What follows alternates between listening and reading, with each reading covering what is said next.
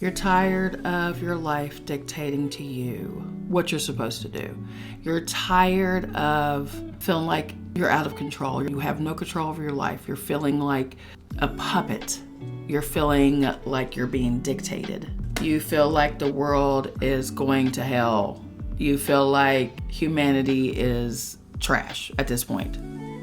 If that's how you're feeling, stay tuned because we're going to work through that.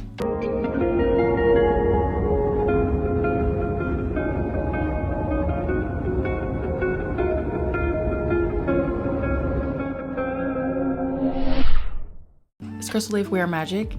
If you have been looking to try Shilajit, I have partnered with naturalshilajit.com. I will take this stuff for the rest of my life. It's a resin. You just add it to a warm beverage. We got action, folks. Use my discount code CrystalLee to get 10% extra off and order your own natural Shilajit today. So until you wake up one day, until you are sick of yourself, until you are sick of being a perpetual victim to society, to the system, to love, to money, you're just sick of it. Until you get to a point where you are sick of yourself, you're not going to change. If you are still comfortable in mundane living, you're not going to change. If you are comfortable with being small, you're not going to change. If you are comfortable in being in fear and misery and division, you're not going to change. Until you're sick of it. And you have to get to a knowing. You have to get to a aha moment where you don't want to play the game anymore. You don't want to play the political game. If you're pulled into the left versus right or the right versus left or the dark against the light, if you're pulled into that nonsense, you're not going to change. Because you're comfortable with the chaos. You're comfortable with the misery. And it's not your fault. It's how trauma, how your past that you've never healed from, that you keep hanging on, is what's dictating your present reality and will make your future. So whatever you think about, whatever you set your intention on, that's where your energy is going to go to until you realize you are an energetic being. Until you realize that subconscious mind and your conscious mind are supposed to work together to not only help you through life, but to protect you. You're not going to change. You have to get to a point with your life to where you look at yourself as a project. You look, and I know a lot of people don't agree with me, and you can take your woo ass to fuck one somewhere else. This is a different channel. But this is practicality. We Are Magic is practical magic. It is literally using alchemy to change your energy, because once you've changed your energy, because you can't kill it, you can't destroy energy, but you can damn sure transmute that energy, for it works for you and not against you. They get us at a very young age and start programming us. And I'm going to tell you what. Once you start taking the steps and you set your intention, to me, everything is this and this, all in one. What you want to do is set a very strong intention that you want to heal. And that's why I push shadow work so hard. You have to start writing this stuff down. You have to start facing why you are the way you are. And it goes all the way back to childhood. So that's the only time I want you to go to the past. I want you to go to the past to heal. I want you to see how you came out of something and not just bathing in the victim of it. Of like, oh, I was hurt. Oh, it's just, I'll never have anybody. Oh, every time I make money, they take more. Like, you're literally programming your life through your emotions and your mouth. In order to shift that reality, you have to say something different, honey. You can't keep perpetuating misery on yourself. You are hurting you. Forget about the bastard or the bitch that hurt you. You are the person hurting you the most. Now, as a child, you are, this is what's so weird about reality. This is what's so messed up.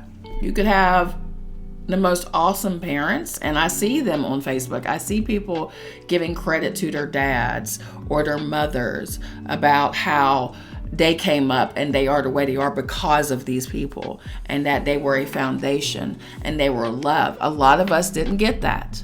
Now, my mother is my best friend. If I did not have my mom, it would have been a lot worse. Is she perfect? No, but I'm not perfect either.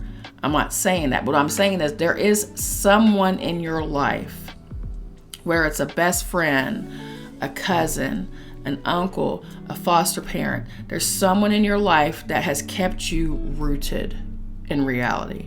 And that's my mama. There are outside forces and players in your life that have programmed you. And it started as a young child. You have to face that. That inner child still lives within you. That inner child is what you're protecting today. And that inner child is a badass. Went through the most hurtful, difficult periods in their life if you're on the side of abuse. That child did not give up. That's who you are.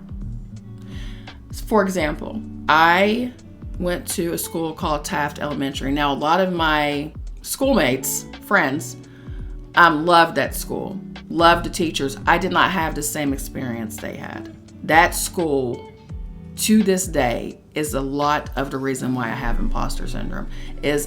When I say from 4, because I started school at 4 years old and I turned 5 that October. Let's just say from 5 all the way to 11, I had grown-ups, not children. The children were bad enough. Grown-ups, people, my educators, the people that I'm supposed to look up to, the people that's supposed to teach me grow in learning, set me up to fail.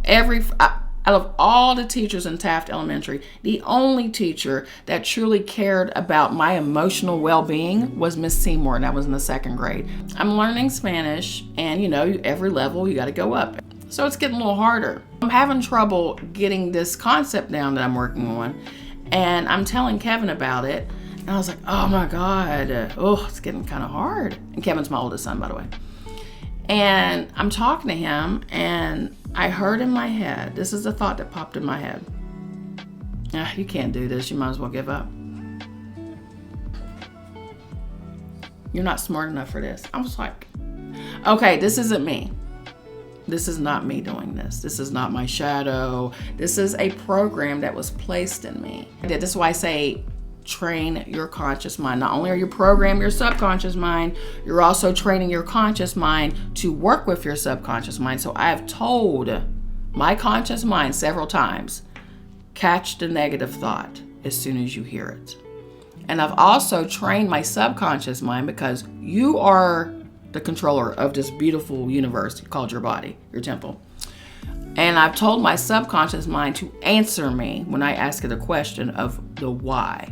You want to know the why. So this is true shadow work right here. When I was told I was not smart enough and I should just give up learning Spanish, which is why I did it last time. I just quit because I was like, I'm not smart enough. I believed it. I believed the program. So I was like, wait, why would I say that to myself? Why is my mind telling me to give up? That's not who I am. That is not I do not give up. I have never given up. I am the Energizer Bunny when it comes to going after my goals and my dreams and my desires. So I was like, why would I say that? And no sooner as I said that, because my subconscious mind said it, my conscious mind caught it. Did a job. Good job, conscious mind. Keep it up. Yes, talk to yourselves. Talk to your body. I asked myself, why is this coming up? And it took me back to Taft Elementary. It took me back to 1st grade. The most horrific time of my life when I was 6 years old. Just an evil human should not be teaching. If you guys are evil and your teachers, quit your job and go find something else. Get out of customer service. Don't go go work from home. Do something else, because you are not supposed to destroy children. You are part of the system. You are part of the matrix. You are a bot. You are a NPC that has placed yourself as a main character in a child's life to ruin them, to set them up for failure. Shame on you. But yeah, getting back to it. I'm venturing, y'all know how I do. So yeah, that's what happened. I asked my subconscious mind, because this is extensive shadow work. I've been doing shadow work since 2019. People say, well, don't you quit? Don't you stop? When do you stop? You never stop. It's literally self-awareness and therapy. You are healing yourself. Why would you stop? Yeah, it's always up and up and up. It's always betterment. You always want to do right by you. Show up for yourself like you show up for others. That's self-love. Show yourself enough patience. Show yourself enough understanding and non-judgment as you do others. That's self-love. That's what that is. Love yourself with the same standards as you do other people, as you do your children, as you do your spouse, as you do your best friend, as you do the homeless guy right there on the corner. Show yourself the same compassion and love as you do others. And start talking to yourself. And use theta, use delta, use alpha. Do all the brain waves. Start meditating. And do it with the intention of healing your cellular structure. I was told by Spirit that I needed to start talking to my body. And stop letting my body control me. Like Dr. Joe Dispenza says. This is my temple. And in this temple, in this universe, I call it a universe, there are cells and DNA. There are organisms living in my body, and they all work together to make me function. And there has been an outside invader due to Red 40 that has given me Crohn's disease. So now I'm working on healing that. Now, unfortunately, Crohn's took my colon, my rectum, all the things. I have a little bit of small intestines left because I had to have a resection surgery in 2004. But with that being said, I still have some parts to me. So lately, I have been telling my body to do things that it's supposed to do. Instead of me eating food and it instantly going out, I tell my body, I need you to digest that food, absorb all the minerals that you can. Even though I don't have a colon, I still tell my body this. And it's been working. I told you I'm not going to speak over anything that I haven't been doing. I learned by waking up every morning in theta and saying out loud to myself, I am so grateful for my life. I love my life. I have the perfect universe. That it actually changed my vibration to where I really do feel this way. It's not me just talking stuff. Like, I really feel gratitude. I feel happiness. I stay present now. I purposely try to stay present because your present steps will create your future. So instead of just looking, because I've seen my future self, and at first I was just trying to run to get to her. And that's not how any of this works. You have to set the intention of becoming that person. Being present, taking the steps daily to getting to that person. Yeah, it works. So I'm telling you, don't give up. Your faith muscle, exercise that. Exercise your faith with your intention. And so what if it doesn't show up in 1 or 2 weeks? That's not what we're doing. What you're doing is becoming the vibrational match of what you desire, of what you're worthy of. You see someone who's winning right now. I have several millionaire friends who are winning right now. And when I was in a low vibratory state, it was just like, it's not fair. They worked their asses off to get there. Yeah, they're flowing now, but they worked their asses off to get there. They took the steps, and working your ass off is healing yourself. You have to heal yourself, because you get those people who win Powerballs, right?